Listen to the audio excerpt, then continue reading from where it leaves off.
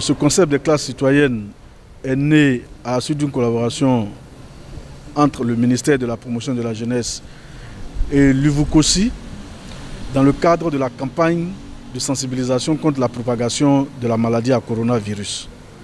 Cette campagne donc de sensibilisation, du fait de la spécificité de la maladie, a pour objectif la formation de leaders associatifs dans les différentes communautés afin que ces leaders, une fois imprégnés des bonnes pratiques en matière de lutte contre la maladie, puissent à leur tour, dans leur communauté, faire passer le message sur la maladie, sur la connaissance de la maladie, sur les différents gestes barrières à adopter et sur tout ce qu'il ne faut pas faire pour freiner la propagation de cette maladie.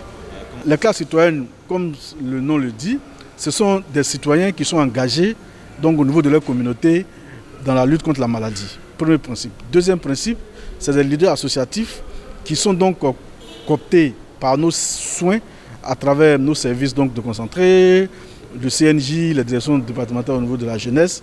Ce sont donc ces leaders-là qui sont cooptés et qui viennent faire la formation.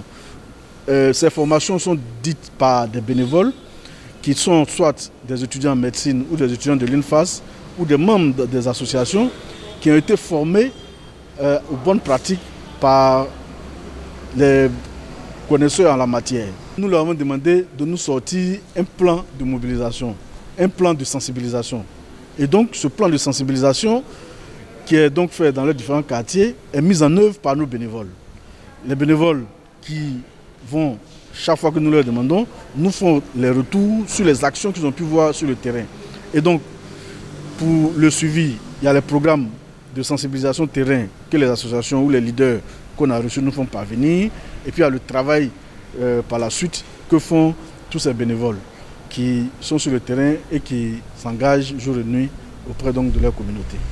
Cette opération a débuté depuis le 28 mars au niveau d'Atekoubé. Et puis nous avons enclenché la phase active depuis le 4 mai au niveau de la commune de Koumassi. Donc depuis le 4 mai, nous sommes à Koumassi et nous avons visité différentes communes, Port-Boué, Adjamé, Makori, Trècheville, etc., etc. Les retours que nous avons, c'est que les jeunes bénévoles arrivent à faire porter des messages. Nous avons même des jeunes qui ont reçu nos formations, qui arrivent à se déployer au niveau du Grand Abidjan, eux-mêmes à l'extérieur du Grand Abidjan, pour aller faire porter le message.